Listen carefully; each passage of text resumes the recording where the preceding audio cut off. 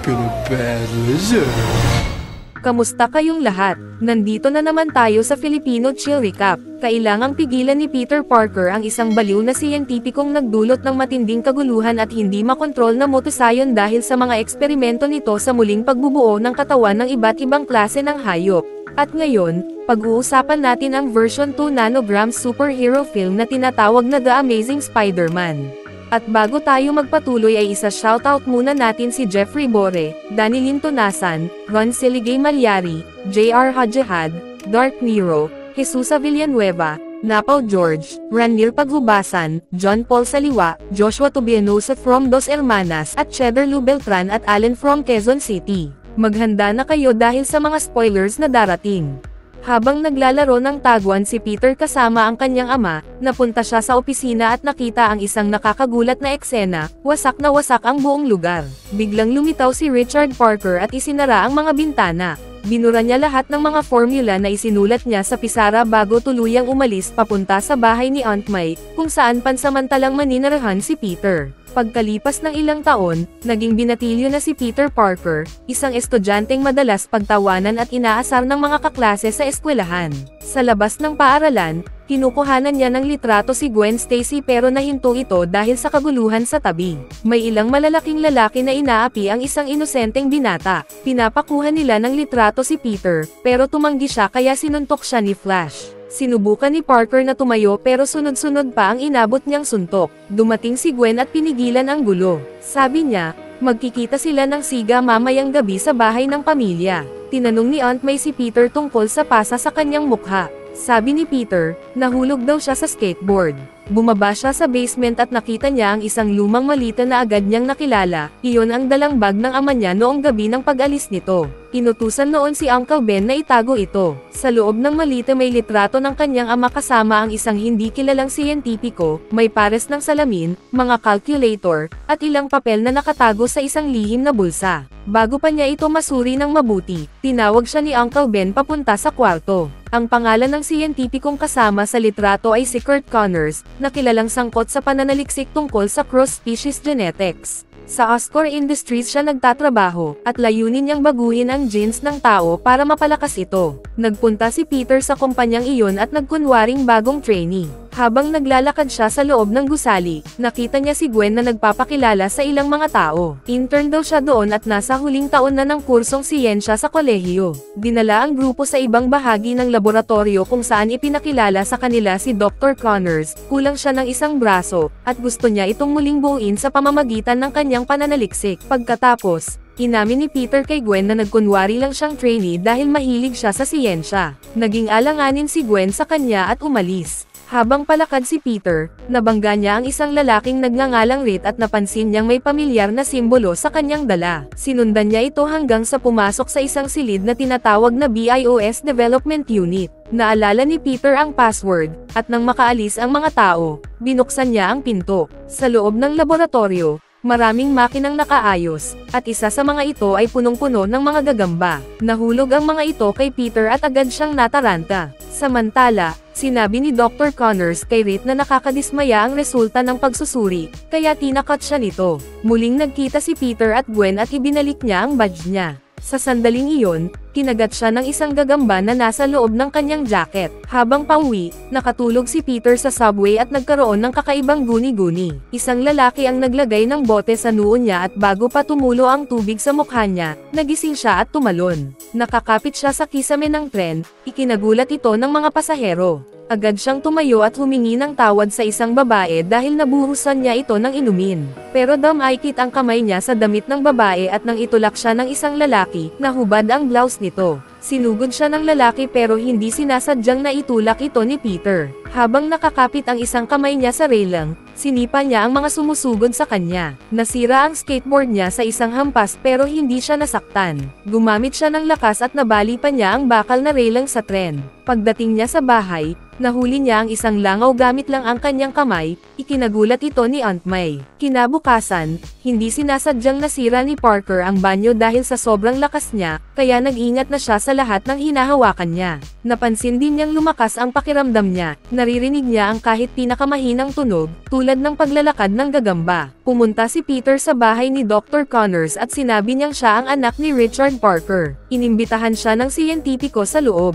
Inamin ng lalaki na nagalit siya kay Richard dahil dinala nito ang lahat ng mahahalagang resulta ng kanilang pananaliksik. Tinanong ng binata ang siyentipiko tungkol sa mga side effect ng pagsasama ng genes ng iba't ibang species at gumawa siya ng mga formula para maresolba ito. Hiniling ni Dr. Connors na mag-set sila ng isa pang pagkikita. Ilang sandali lang, ipinagtanggol ni Peter ang isang babae mula sa isang gulo. Isang basketball ang tumama sa kanya pero dumay-kick ito sa kamay niya. Tinawag niya si Flash para harapin siya. Sinubukang kunin ni Flash ang bola, pero mabilis siyang naiwasan ni Peter at tinamaan siya sa likod. Hawak pa rin ni Peter ang bola at hinamon si Flash na subukang agawin ito, pero hindi niya makuha dahil nakadikit ito sa kamay ni Peter. Nilampasan siya ni Peter at gumawa ng sobrang talon papunta sa ring na nauwi sa pagkabasag nito, kaya napunta siya sa detention. Sinundo siya ni Uncle Ben sa paaralan, pero naputol ang pag-uusap nila nang lumapit si Gwen Stacy. Kaya niyaya siya ni Peter lumabas. Makalipas ang ilang araw, ginamit ni Peter ang bagong kakayahan niya sa pag-skateboard, tumatalon siya ng mataas, umaakyat sa matataas na lugar, at tumatayo sa ulo na parang gagamba. Kinabukasan, bumalik si Peter sa Oscorp Laboratories kung saan ipinakita sa kanya ng doktor ang isang device na kayang magpakalat ng gas sa buong syudad sa loob lang ng ilang segundo, pero hindi pa ito aktibo. Balak ng propesor na ilipat ang kakayahan ng isang butiki para mag-regenerate papunta sa isang daga na wala ng isang paa. Nagtulungan sila para ilipat ang gene gamit ang isang sistema, pero sa bawat attempt, palaging nabibigo at namamatay ang hayop. Patuloy pa rin sa pagsubok si Peter, hanggang sa isa sa mga daga ay nagkaroon ng bagong paa at nabuhay. Pagka-uwi ni Parker, pinagalitan siya ni Uncle Ben dahil hindi siya sumagot sa tawag at nakalimutang sunduin si Aunt May sa trabaho. Naiinis si Peter at lumabas ng bahay, nasira pa ang pinto dahil sa lakas niya. Sinundan siya ni Uncle Ben. Sa isang convenience store, bumili ng pagkain si Peter pero kulang ang pera niya. Biglang may lalaking nasa likod niya ang nagnakaw sa cashier at binigyan siya ng pagkain, kaya hinayaan lang niya itong makaalis. Humingi ng tulong ang cashier, pero tumanggi si Peter dahil hindi siya pinagbilhan kanina dahil lang sa ilang baryang kulang. Tumakbo ang magnanakaw sa kalsada at natapon ang baril sa tapat ni Uncle Ben. Sinubukan niyang pigilan ang lalaki pero binaril siya. Narinig ni Peter ang putok at natagpo ang duguan si Uncle Ben. Humingi siya ng tulong pero walang dumating. Dumating ang mga pulis sa bahay ni Peter para magtanong tungkol sa mukha ng salarin, pero tinagaw lang niya ang sketch sa sarili. Sa school, sinubukang damayan siya ni Flash, pero sinugod siya ni Peter. Your uncle died. I'm sorry. I'm sorry. Niyakap siya ni Gwen pero hindi siya kumibo. Pumunta si Peter sa mga eskinita sa syudad para hanapin ang lalaking pumatay kay Uncle Ben. Nakakita siya ng lalaking nambubuli sa isang babae at inatake ito, pero dumating ang iba pang kasamahan ng lalaki. Kaya tumakbo si Peter at tumalon sa rehas. Hinabol siya ng mga lalaki habang umaakyat siya sa fire escape. Dumaykit ang mga kamay niya sa pader at umakyat siya hanggang sa tuktok ng gusali. Sa terrace, sinugod siya ng mga kalaban at hinayla ang mga paa niya. Habang tumatakbo, nakita niya ang lalaking bumaril kay Uncle Ben pero pinili niyang hindi ito saktan. Bago siya makatakas, bumigay ang kisame at nahulog siya. Napansin niya ang isang poster ng taong may maskara sa pader at doon siya nagdesisyong gumawa ng sarili niyang mask para hindi makilala habang hinahanap ang kriminal. Gumawa siya ng sapot gamit ang isang device na isinabot niya sa magkabilang palso. Tumayo siya sa gilid ng gusali pero nadulas at nahulog, kaya agad gumana ang synthetic web at nailigtas siya. Gumamit siya ng radyo para makinig sa mga police report. Pagkatapos, sinuot niya ang maskara at gumamit ng mga gusali at helicopter bilang suporta sa kanyang paglalakbay gamit ang sapot. Nahuli ni Peter ang isang magnanakaw pero napagtanto niyang hindi ito ang lalaking pumatay kay Uncle Ben. Kalaunan, tinawag na siyang vigilante dahil sa pagsugod niya sa mga masasamang loob sa syudad. Gumawa si Parker ng sarili niyang superhero costume na inspirasyon sa gagamba. Isang araw, may kriminal na nagnakaw ng kotse. Pero pagpasok nito sa loob, nadatnan niya si Peter na naghihintay sa backseat. Binalutan siya ng sapot ni Peter. Sinubukan ng lalaki na tumakas pero sinipa siya ni Peter. Nang bumunot ng kutsilyo ang masama, nagkunwari si Peter na natatakot. Pero agad niyang pinadikit sa pader ang kamay nito gamit ang sapot at hindi na ito makagalaw. Sinubukan ni Peter kilalanin ang lalaki pero tinutukan siya ng baril ng isang pulis. Nakaiwas siya sa mga bala pero dumating pa ang ilang sasakyan kaya napilitan siyang tumakas. Tumalon siya sa ibabaw ng kotse, tapos sa truck, hanggang sa tuluyan siyang tumalsik at bumangga sa isang bus.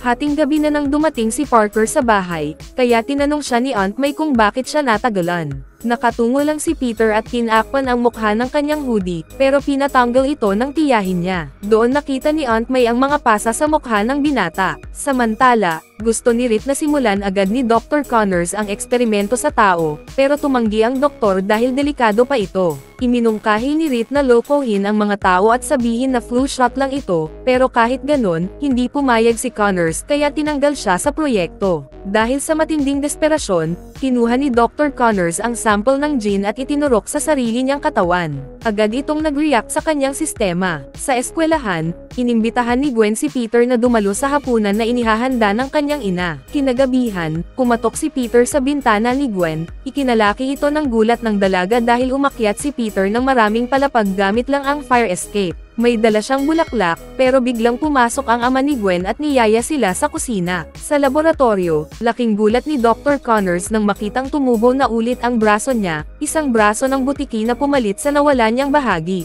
Tinawagan niya ang isang tao pero biglang nakaramdam siya ng matinding epekto kaya nabitawan niya ang cellphone. Agad siyang sumakay ng taxi papunta sa may ilog.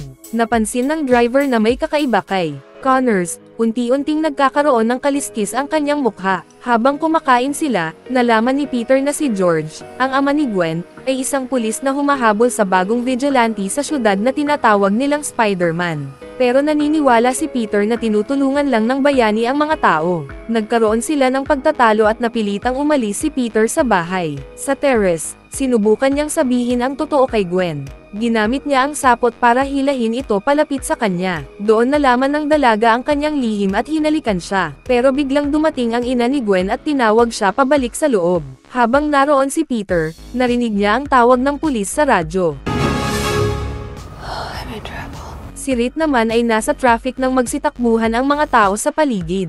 Lumabas siya sa kotse at naipit sa gilid ng tulay. Sa likod ng sasakyan, may dambuhalang butiki na nagpapanik sa lahat. Tumalon si Peter mula sa isang poste at gumamit ng sapot, pero nakarating pa rin ang halimaw sa pinuno at inihagis ang sasakyan nito sa ilog. Dumating si Spider-Man at tinamaan ang nilalang. Nasalo niya ang sasakyan gamit ang sapot bago ito tuluyang mahulog sa tubig. Maraming sasakyan ang nakabitin sa sapot habang humihingi ng tulong ang mga tao. Umalis ang halimaw at napansin ni Peter ang batang lalaki na natrap sa loob ng sasakyan. Takot na takot ang bata kaya tinanggal ni Peter ang kanyang maskara at ipinakita na isa lang siyang normal na tao. Kumalma ang bata, at pinasok ni Peter ang sasakyan para tanggalin ang seatbelt. Biglang tumagas ang gasolina at nagkaroon ng apoy na nagpunit sa sapot, kaya nagsimulang bumagsak ang sasakyan. Agad gumawa si Peter ng panibagong sapot para saluhin ito. Sinabihan niya ang bata na lumabas agad dahil kakalat na ang apoy. Isinuot ng bata ang maskara at dahan-daang gumapang papunta sa kanya. Ilang segundo lang at tuluyan nang nadulas ang sasakyan mula sa mga kamay ni Peter, pero agad siyang gumawa ng panibagong sapot para saluhin ang bata at ligtas itong nakabalik sa mga bisig ng kanyang ama. Who are you? Spider-Man. Habang nangyayari ito, gumagapang si Dr. Connors sa mga imburnal sa syudad at bumalik sa kanyang pagiging tao. Sa telebisyon, inanunsyo ni George na may arrest warrant na para kay Spider-Man dahil siya lang ang natukoy sa nangyaring insidente kagabi. Bumalik si Peter sa laboratorio at tinanong si Dr. Connors kung paano manghuli ng reptile. Nagtaka ang siyentipiko kung bakit siya interesado, dahil hindi niya alam na si Peter ay si Spider-Man. Naiwan mag-isa si Peter sa laboratorio at nakita niya ang isang mutant na daga na may balat ng reptile, at nilamon nito ang isa pang hayop. Pumunta si Parker sa presinto para kausapin si George. Ibinunyag niya sa opisyal na ang responsable sa pag-atake ay si Gwen's advisor na nagiging dambuhalang butiki, pero hindi siya pinaniwalaan ng opisyal. Pauwi na si Peter nang mapansin niyang maraming butiki ang pumapasok sa isang manhole. Sinundan niya ang mga ito at nagpakawala ng mga sapot sa iba't ibang direksyon sa tunnel na nagsilbing suporta. Ngayon, may kakayahan na si Dr. Connors tulad ng mas pinatalas na paningin, pero patuloy pa rin siya sa pagtaas ng dosage ng experimental serum. Ikinalabot ni Peter ang isang camera sa isa sa kanyang mga sapot. Habang naglalaro siya sa cellphone, napansin niyang may gumalaw sa isa sa mga sapot. Agad siyang nagsuot ng maskara at naghanda sa laban. Biglang gumalaw ang maraming sapot at may mga butiking sabay-sabay na sumugod sa kanya. Tumalon ang lizard sa kanya at sinugatan siya gamit ang matatalim nitong kuko. Stop me once. You won't stop me again. Nahulog sila pareho sa tubig, pero nakatakas si Peter sa halimaw at dumaan sa isang makitid na tunnel na hindi kayang daanan ng nilalang. Natagpuan ng halimaw ang camera na naiwan sa sapot at doon nakita ang pangalang Peter Parker, na siyang nagpabunyag sa tunay na pagkatao ni Spider-Man. Dumiretso si Peter sa bahay ni Gwen at natakot ito nang makita ang sugat niya sa dibdib. Tinawag ni George ang anak niya pero nagtangka itong pagtakpan ang sitwasyon at isinara ang pinto. Binalikan ni Gwen si Peter para gamutin ang sugat at inamin ng binata na kailangan niyang pigilan ang halimaw dahil siya ang nakatuklas ng equation na naging dahilan ng pagbabagong anyo nito. Samantala, nagturok ulit ng panibagong dosis si Connors at hinanap si Peter. Sa science school, biglang lumindol sa isa sa mga banyo at nabutas ang sahig kung saan lumabas ang lizard at sinira ang mga pader. Sinabihan ni Parker si Gwen na tumakas at saka hinabol ang dambuhala. Sinubukan niyang talian ng sapot ang mga paa nito pero naitulak siya sa pader. Naitapon si Peter sa isang silid at napadapa sa sahig pero sinubukan pa rin niyang ihagis ang mga upuan sa kalaban. Sa gitna ng kaguluhan, isang estudyante ang nakakuha ng backpack ni Peter. Pero muli siyang naihagis sa isa pang pader na nabasag. Gumamit pa ng flash bombs ang kalaban pero biglang lumitaw si Spider-Man at gumamit ng sapot para patamaan ng mga bahagi ng kisame ang halimaw. Tumalon si Parker sa likod ng lizard at ginapos ito gamit ang kanyang mga sapot. Nagpumigla si Connors at pinisil siya sa locker. Tumalon si Spider-Man sa kisame pero ginamit ng nilalang ang bahagi ng locker bilang sandata at ang makapangyarihang buntot nito para itapon siya. Nabali ang buntot at naiwan sa kamay ni Peter pero mabilis itong tumubo ulit. Hinawakan ng halimaw ang ulo ni Spider-Man, pero biglang dumating si Gwen at naagaw ang atensyon nito. Bago siya atakihin, bumangon si Peter at ibinalot ng sapot ang katawan ng halimaw. Gumamit siya ng maraming sapot para tuluyang itali ito sa tunnel. Inihulog ni Peter si Gwen mula sa bintana ng gusali at tinalian siya ng sapot para ligtas na bumaba. Pagkatapos, nakipaglaban si Peter sa halimaw sa loob ng library. May isang ginoong hindi man lang napansin ang labanan dahil nakasuot ito ng headphones. Biglang nawala ang halimaw kaya inalis ni Spider-Man ang maskara at sinundan ang bakas papunta sa banyo kung saan nakita niya ang uniforme ng Oscorp Industries. Pumunta si Peter sa mga imburnal at tumanggap ng tawag mula kay Gwen. Sinabi niyang hanapin nito ang antidote sa laboratorio ng doktor. Dumating si Peter sa tagwan ng baliw at nalaman niyang plano nitong gamitin ang isa sa mga kagamitan para ikalat ang experimental serum sa buong lungsod. Sa parehong oras, nakatuon ang atensyon ng mga pulis sa paghahanap kay Spider-Man. May ilang pulis na nakakita sa lizard at binaril ito.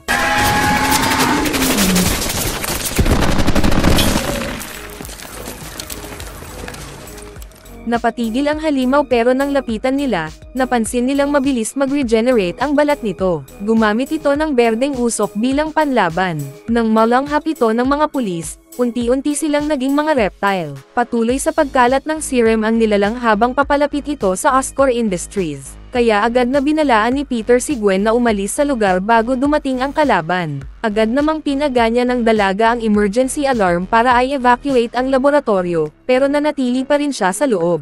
Papunta na si Parker sa gusali pero tinamaan siya ng device ng mga riot police. Pinalibutan siya ng mga armadong lalaki. Hinubad ni George ang maskara ng vigilante, at doon nagbalik ang ulirat ng binata. Nagpakawala si Peter ng mga web sa mga pulis pero hindi niya sila sinaktan. Itinutok ni Ginoong Stacy ang baril sa kanya. Ibinunyag ng binata ang kanyang pagkakakilanlan at sinabi niyang nasa panganib si Gwen dahil nasa loob pa rin ito ng laboratorio. Kahit pinalaya siya ni George, pinaputukan pa rin si Peter ng isa sa mga pulis at tinamaan siya sa binti. Habang nangyayari ito, umaakyat na ang halimaw sa Oscorp Building. Pinasarado ni Gwen ang lahat ng pintuan, pero winasak lang ng halimaw ang mga ito gamit ang sarili niyang kamay. Nagtago si Stacy sa isa sa mga kwarto at sinubukang huwag huminga, pero nagulat siya nang biglang lumitaw ang halimaw. Gumamit siya ng spray bottle at lighter para paapuyin ito, pero kinuha lang ng halimaw ang isang bagay sa tabi niya at iniwan siyang mag-isa. Sinubukan ni Parker makarating sa gusali pero nahulog siya sa isa sa mga building. Sa kabila ng kanyang sugat, nagpatuloy siya at napansin ang mga cranes na nakaayos sa linya. Pwede niya itong gamitin para makatawid sa avenue gamit ang kanyang web. Matapos takpan ang sugat, tumalon ang binata mula sa gusali, nagbitaw ng web papunta sa isang istruktura pero hindi niya ito naabot kaya nahulog siya. Buti na lang, isa sa mga cranes ang humila sa kanya pataas. Tumalon siya mula sa isang crane papunta sa isa pa hanggang marating niya ang Oscorp Industries building. Sa wakas, lumabas na rin si Gwen mula sa laboratorio at ibinigay ang antidote sa kanyang ama. Pero na-activate na ng halimaw ang gas dispersal device. Inatake ni Spider-Man ang halimaw sa tuktok ng gusali at nahulog silang dalawa sa isang ilaw. Tinangka ng binata na tumakas pero itinapon siya sa bangin.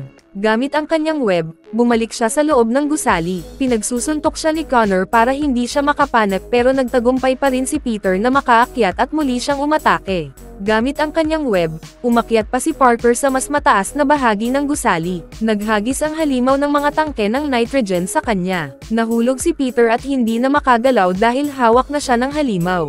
Biglang dumating si Ginoong Stacy at pinaputukan ang isa sa mga nitrogen hoses na nagpa-freeze sa buong katawan ng halimaw. Maya-maya lang, sinuntok ng binata ang baliw na siyentipiko at iniabot ni George sa kanya ang antidote para ilagay sa dispersal device. Naka-recover ang halimaw at sinaksak ng matindi si George sa dibdib. Palapit na ito kay Peter na noon ay malapit nang ilagay ang antidote sa makina. Sa huling segundo, pinigilan siya ng halimaw. Pero kahit nahawak siya, na-activate pa rin ang antidote at unti-unting naging tao muli ang nilalang. Sa sandaling iyon, nahulog si Peter mula sa gusali habang gumuho ang estruktura. Tumalon siya at dumulas sa mga bintana ng salamin habang halos tamaan siya ng mga debris. Hinayla siya pabalik sa loob ni Connor. Pagkatapos, lumapit si Peter kay George na sugatan pero buhay pa. Inamin ng pulis na kailangan siya ng lungsod at sinabihang umalis bago dumating ang ibang mga pulis. Higit pa roon, pinakiusapan niya si Parker na layuan ang kanyang anak habang siya'y patuloy na nagiging bayani. Pumayag ang binata sa huling kahilingan ni George, at pagkatapos noon, pumanaw na ang pulis. Umuwi si Peter na bagbog sarado at dinala ang mga itlog na ipinabili sa kanya ni Aunt May. Sa burol ng ama ni Gwen, pinagmamasdan niya ito pero hindi siya lumapit. Makalipas ang ilang araw, pumunta si Gwen sa bahay ni Peter at tinanong siya kung bakit siya biglang nawala. Doon, sinabi ng binata na hindi na siya maaaring makasama pa ni Gwen, at napagtanto ng dalaga na tinupad niya ang pangako niya sa kanyang ama. Sa hallway ng paaralan, binati ni Parker si Flash, pero hindi sila nag-usap ni Gwen. Pagpasok niya sa silid-aralan, umupo si Peter sa likod ni Gwen. Ngumiti ito sa kanya ng palihim, hudyat na magkasama pa rin sila, pero palihim na lang. Ano sa tingin mo ang masasabi mo sa pelikulang to? Ay comment mo lang sa baba, at kung nagustuhan mo ang video, huwag kalimutang mag-like at mag-subscribe na kung hindi ka pa nakasubscribe. Pindutin na rin ang notification bell at like button para sa marami pang movie recap katulad nito, at mag-iwan ng comment down below. And as always, thank you for watching.